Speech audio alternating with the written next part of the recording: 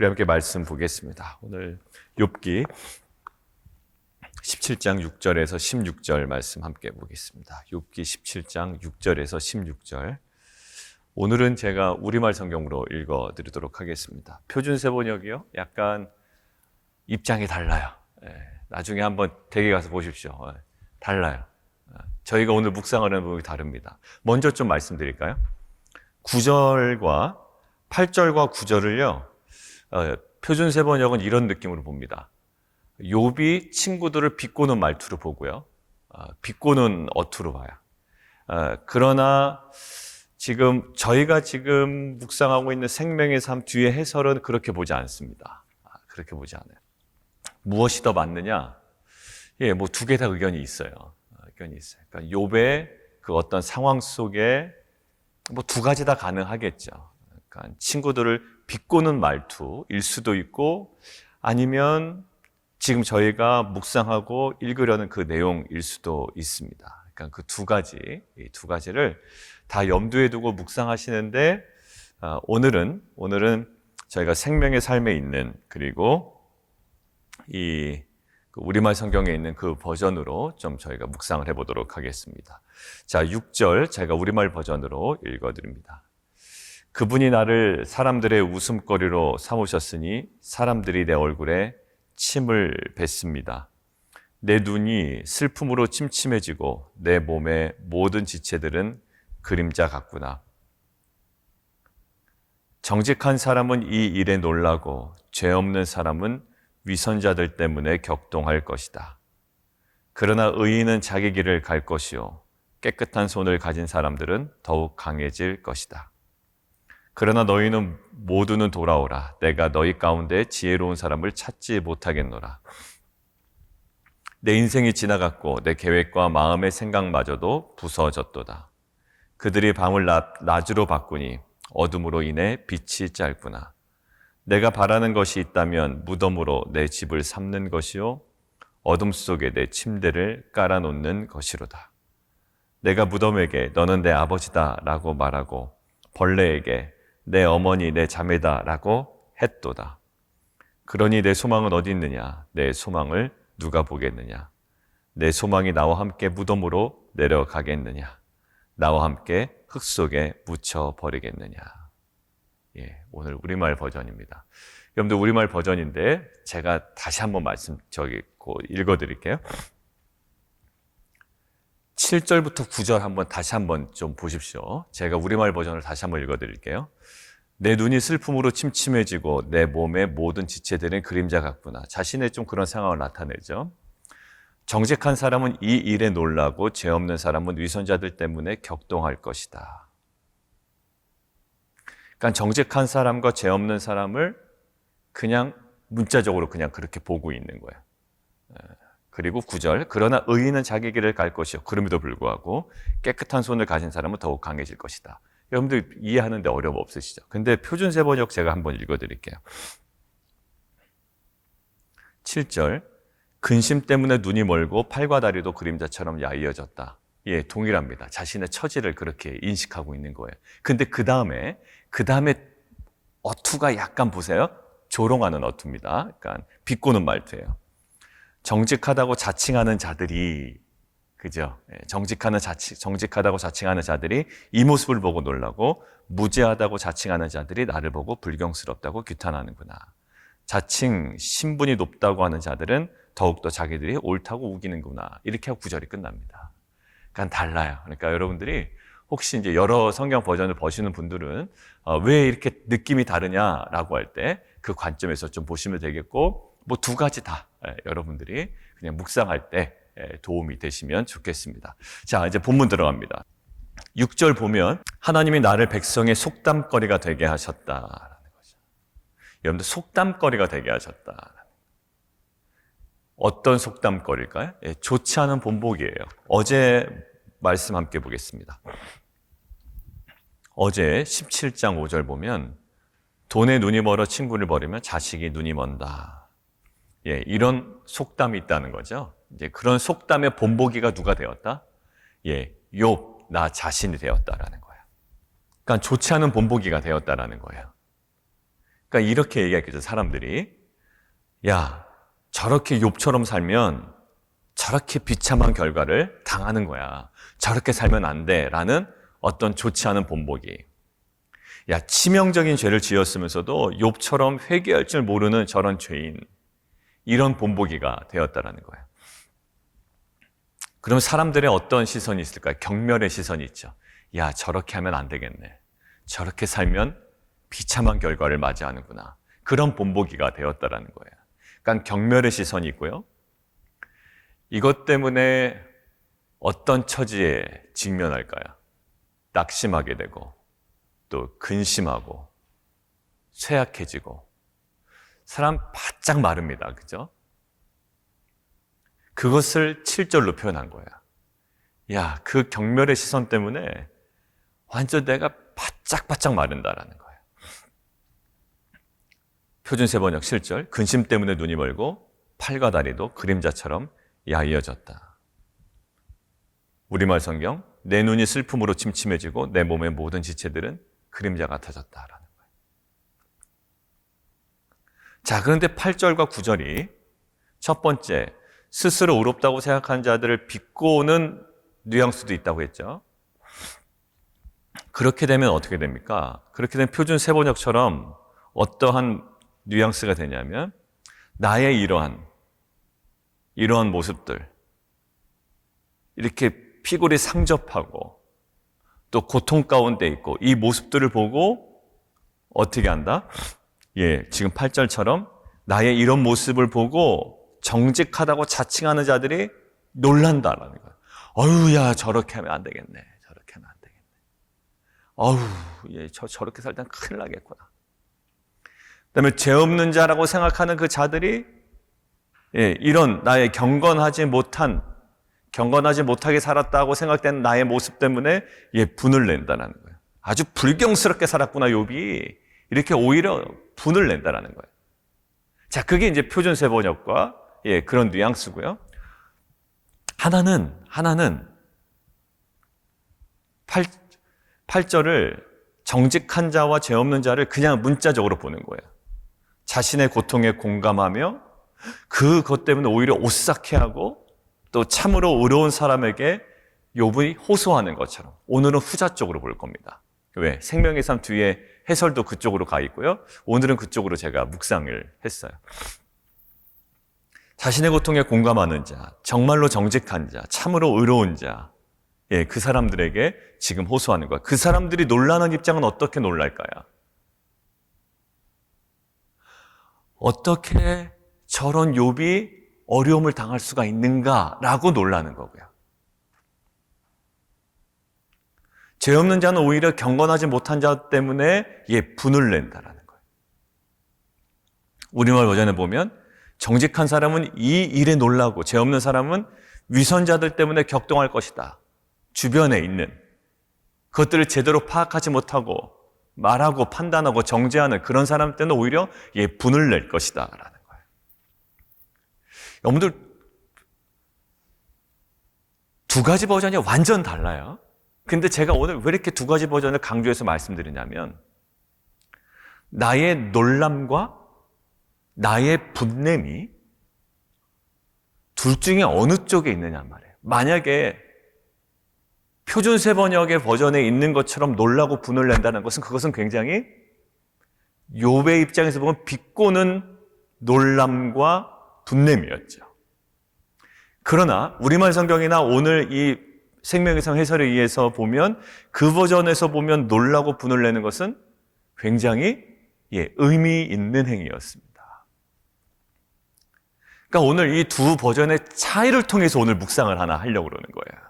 두 버전의 차이를 통해서 나의 놀람과 나의 분냄이 표준 세번역 버전이냐, 그러니까 욥에게 볼 때 비꼬는 어떤 그런 태도, 비꼼을 당하는 태도인가, 아니면 오히려 욥에게 위로가 되는 놀라고 분을 내는 태도인지, 우리는 무엇을 지향해야 됩니까? 후자 쪽을 지향해야 되죠. 어느 쪽을 지향해야 되고요? 전자 쪽을 지향해야 되고요. 그러니까 사람들은 다 놀랍니다. 어떤 현상에 대해서. 그리고 분도 내죠. 그러나 예수님도 화를 내셨단 말이에요. 그러나 예수님의 그 분노와 화는 인간이 쉽게 발현되는 그들의 어떤 성격상의 문제와 그들의 연약함에서 등장하는 것과는 질적으로 차이가 있단 말입니다. 그러니까 오늘 표준 세번역의 놀람과 분냄과 우리말 성경과 개역개정에서 지금 뉘앙스를 주고 있는 놀람과 분냄은 완전 차이가 있어요. 근데 우리는 뭐라고 얘기하죠? 다 이유가 있는 거야. 내가 분내는 건, 내가 화내는 건, 내가 놀라고 지금 이렇게 내가 격동적으로 반응하는 건 다 이유가 있다고 하지만 사실 질적인 차이가 있다라는, 근원적인 차이가 있다라는 거죠. 분을 내야 되냐 말아야 되냐의 문제가 아니에요. 어떤 동기에 의해서, 무엇에 근거하여, 나의 죄성에 근거한 것인지 아니면 주님의 성품에 근거한 것인지, 다시 말씀드립니다. 나의 죄성에 근거한 것인지 아니면 주님의 성품에 근거한 것인지. 주님의 성품에 근거해도 불의에 대해서 분노할 겁니다. 그런데 죄의 본성에 근거한 분냄은요, 지 마음대로 분내는 거겠죠. 밑도 끝도 없이 그냥 나에게 불리하니까, 내가 싫으니까. 그게 오로지 기준이에요. 뭐가 기준이에요? 내가 기준이고. 주님의 성품에 근거하여 분을 내는 것은 무엇일까요? 전적으로 하나님의 마음과 말 그대로 주님의 성품에 근거한 옳은 분노겠죠.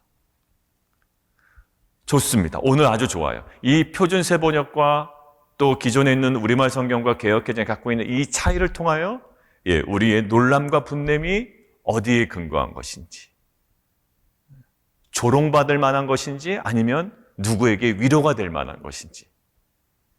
조금 더 적용을 들어가면 가치 중립적이에요.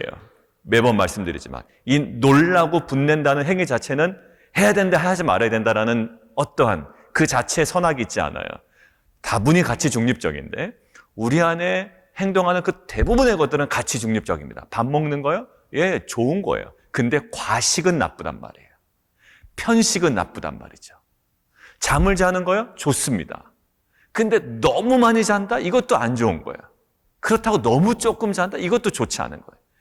그러니까 우리에게는 수많은 가치 중립적인 행동이 있어요. 오늘 나타나는 거죠. 그러나 표준 세번역 버전이냐 아니면 우리말 버전이냐라는 이 기로에 서서 우리가 우리 죄의 본성에 근거한 것인지 아니면 주님의 성품에 근거한 것인지 우리가 다시 한번 묵상하고 더욱더 정결해지고 온전해지는 귀한 공동체가 되기를 원합니다. 자, 두 번째는요. 9절에 이제 그 두 번째 후자 쪽으로 묵상을 할 거예요. 9절은. 그래서 욥에게 있어서는 이 사람들이 너무나도 감사한 거죠. 그들에게 호소하는 입장에서 볼 때 그럴 때 9절에 그러므로 의인은 뭐라고요? 그 길을 꾸준히 가고 손이 깨끗한 자는 점점 희는 없느니라. 그러니까 제가 왜 후자 쪽으로 묵상을 하냐면 뉘앙스가 그래요. 뉘앙스가 그렇고 결국 8절에 있는 정직한 자와 죄 없는 자, 정직한 자와 죄 없는 자를 지금 누구에게 감정을 이입할까요? 본인에게 이입을 시킨 거예요. 나는 이것 때문에 놀랐다라는 거죠. 그죠? 그 사람들에게 호소하지만 나는 이것 때문에 놀랐고 나 이것 때문에 분이 난다. 그렇다면 9절은 뭘까요? 결국 자신의 반응을 나타낸 걸 거예요.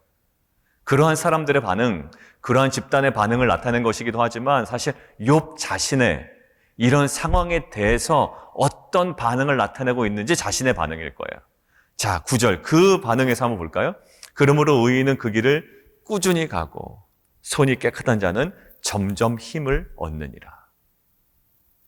그래, 우리가 고난 가운데 포기해버릴 수 있죠. 제일 무서운 게 뭐죠? 절망이 제일 무서운 게 아예 희망이 사라져버린 거예요. 아무것도 없다고, 나띵이라는 거예요. 그 사람들의 특징은 뭘까요? 나중에도 묵상할 거지만 말이 없어집니다. 뭐라도 불평하는 자는요, 그래도 살아있는 자예요. 가만히 보십시오. 자녀들, 저번에도 한번 얘기한 것 같은데 그래도 뭔가 불평하고 막 티격태격하고 이러면 그래도 살아있는 자예요. 자, 지금 보면 이 의인은 뭘까? 그 길을 꾸준히 간대요. 그리고 점점 힘을 얻느니라. 저는 누구를 보냐면 사도 바울을 봅니다. 우리 사도 바울의 두란노 서원에서 묵상한 내용이 있죠. 한결같이, 꾸준히, 지속적으로 2년 동안. 그러니까 사실 사람 두고 봐야 되는 거예요. 예, 처음에 그냥 이래야 됩니다, 저래야 됩니다. 예, 저는 이랬다가 중간에 그냥 점점 변하는 게 아니라 원래 본인 모습으로 돌아가는 경우가 많죠. 그러니까 알고 보니까 그게 원래 모습이었던 거야. 그러니까 변한 게 아니라 원래 모습으로 돌아간 거야죠. 근데 사도 바울은 왜 그때 우리가 묵상할 때 좋았냐면 사도 바울은 한결같이 꾸준히 지속적으로 그 길을 걸어갑니다. 그리고 어떻게 보면 다 확보된 상황이 아니었거든요. 두란노 서원이라는 건. 두란노 서원이라는 거는 사실 어떤 특정한 시간이 확보되었긴 하지만 밀린 시간대, 프라임 시간대가 아니라고 그랬어요. 그럼에도 불구하고 그 꾸준함과 그 지속적인 사도 바울의 헌신 가운데 아시아 전역이 복음화되는 놀라운 역사가 벌어지죠. 맞아요. 그리고 예수님이 어떠셨나요? 예수님께서도 십자가에 달려 돌아가시 직전까지 계속 그 길을 꾸준히 그 길을 한 발짝 한 발짝 걸어가셨습니다. 그러니까 우리가 제일 유혹당하기 쉬운 것들은 지금 당장 보이지 않는 결과 때문에 오늘의 한 발짝을 밀어버리는 거예요. 오늘 할 기도를 치워버리는 거예요. 바쁘니까. 그냥 오늘 챙겨야 되는 실제적인 일에 몰두해버리는 겁니다. 그러니까 어느덧 나는 신앙인이 아니라 굉장히 실제적인, 현실적인 사람이 되어버렸어요. 왜? 항상 현실적인 일 문제 중심으로만 먼저 합니다. 신앙적인 일보다는 현실적인 일에 아주 예민해져 있는. 그러나 지금 어떨까요? 가장 고통 가운데 고통을 해결하는 것보다, 고통에 대한 그거보다, 의인이 가야 할 그 길을 꾸준히 가는 거예요. 그리고 손이 깨끗한 자는 그 길을 걸어감으로 점점 더 힘을 얻는다. 사랑하는 성도 여러분, 우리가 고난을 묵상하죠. 그러나 고난 가운데 정말 해결책을 원하지만 우리는 그럼에도 불구하고 우리가 걸어가야 할 길이 있습니다. 사도 바울도 여러 가지 막힘과 갇힘과 또 매임에 있었지만 사도 바울이 걸어가야 할 길이 있었던 거예요. 예수님도 많은 사람들에게 조롱당하고 침뱉음을 당하고 오해를 받았지만 예수님도 그럼에도 불구하고 계속 걸어가야 할 길이 있었던 거예요. 우리 마찬가지입니다. 우리도 지금 여러 가지 복잡한 문제와 어려움이 혹 있을지라도 우리도 그것 때문에 그냥 현실적으로 타협하는 게 아니라 그럼에도 불구하고 걸어가야 되는 길이 있는 거예요. 이런 우리가 반드시 나오는 것처럼 의인은 꾸준히 걸어가야 되는 뭐가 있다? 그 길이 있다라는 거예요. 그 길. 거기 좀 동그라미 치시죠. 그러니까 우리가 걸어가야 할, 꾸준히 가야 할 그 길을 발견하여 이제는 고난 때문에 희망을 잃어버리는 자들이 아니라 고난 속에서조차 그 길을 걸어가는 귀한 공동체가 되기를 원합니다. 자, 마지막이에요. 오늘 뒷부분에 보면 그들은 밤으로 낮을 삼고 12절 빛 앞에서 어둠이 가깝다 하는구나. 보세요. 밤으로 낮을 삼았다라는 거예요. 밤으로 낮을 삼는 것은 뭐냐면 소발이 11장에 뭐라고 얘기했냐면 너 회개하면 욥에게 너 회개하면 생명의 날이 대낮보다 밝으리니 어둠이 있다 할지라도 아침과 같이 된다 이렇게 얘기했어요. 그러니까 되게 쉽게 얘기했죠. 소발이. 너 회개하면 어둠이 사라지고 빛이 임할 거야 뭐 이런 느낌이에요. 그러니까 그거를 염두에 두고 지금 욥이 얘기하는 거예요. 그들은 그러니까 뭐 친구들이나 그럴 수 있겠죠. 친구들은 밤으로 낯을 확 삼아버리는구나. 너무나도 쉽게. 그리고 빛 앞에서 어둠이 가깝다 하는구나. 그러면서 욥이 내다볼 수 있는 유일한 집이 뭐라고 나오냐면 13절 수올, 그다음에 흑암, 14절 무덤, 그리고 거기에 있는 가족들 구더기. 수올, 흑암의 자리고요. 무덤, 부패와 해체의 자리예요.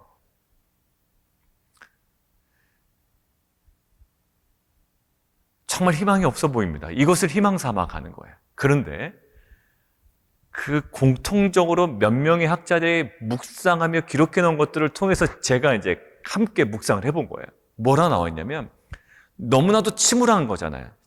욥이 희망 삼은 것이 뭐예요? 스올, 흑암, 무덤, 구더기잖아요. 그럼에도 불구하고 침울한 가운데 희망이 있다라고 돼요.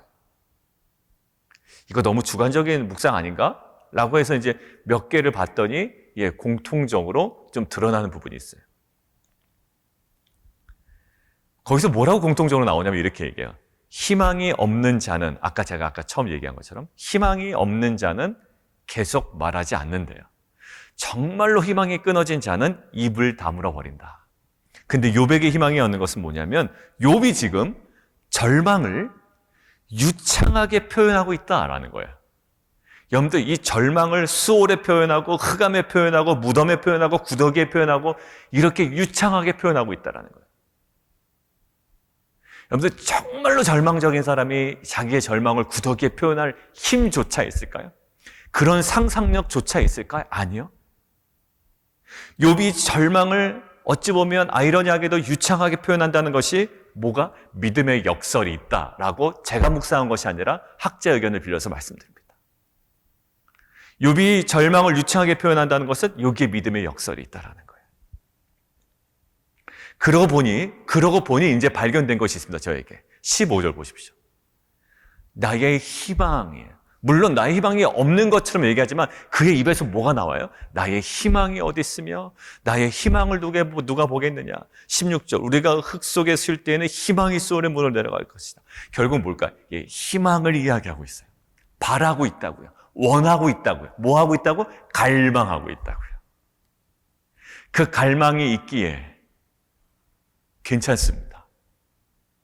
현실은 정말로 이렇게 돼요. 내 날이 지나갔고 11절 내 마음의 소원이 다 끊어졌다. 그렇게 느낄진 모르지만 무엇의 끈은 놓치지 않고 있죠? 희망의 끈은 놓치지 않고 있다. 그리고 뭐 하고 있다? 얘기하고 있다. 우리로 따지면 기도는 멈추지 않았다라는 거예요. 저는 수요일날 참 감사합니다.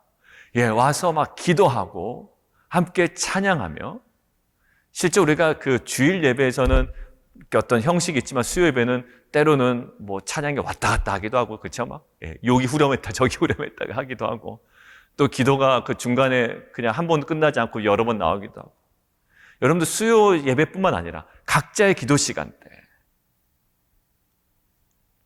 또 각자의 그 어떤 그 상황 가운데 그 사람이 지금 애통이 하면 기도하느냐 애통이냐 기쁨이냐 슬픔이냐 소망이냐랑 상관없이 무엇에 그 끈을 놓치지 않고 있다는 것은 우리에게 정말 매우 중요합니다.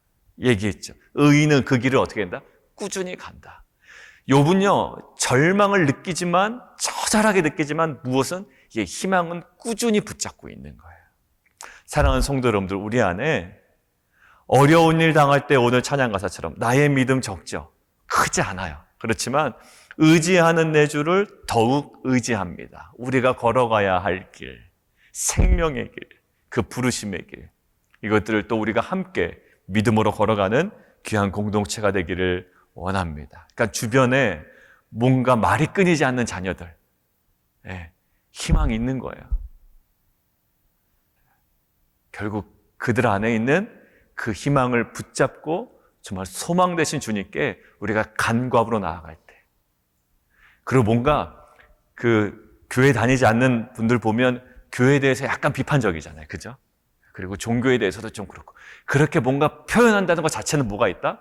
저는 확신이 있습니다. 희망이 있다. 제일 희망이 없는 게 무관심인데요.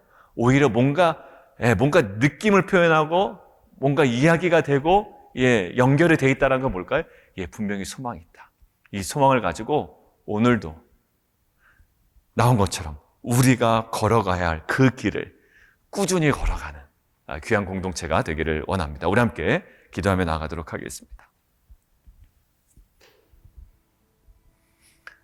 오늘 두 가지 차이가 있었죠. 개역개정과 우리말 성경으로 대표되는 하나의 버전 그리고 표준세 번역에서 느껴지는 약간 조롱의 뉘앙스.